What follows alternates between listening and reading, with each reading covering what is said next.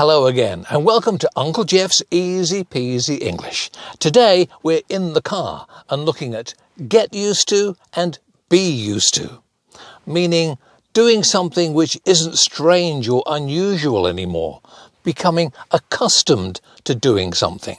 For example, I am from England, and in England we are used to driving on the left-hand side of the road.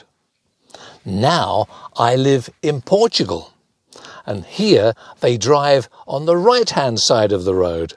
So when I first came here 5 years ago, I had to get used to driving on the right instead of on the left. Also, now it's easy. I am used to driving on the right.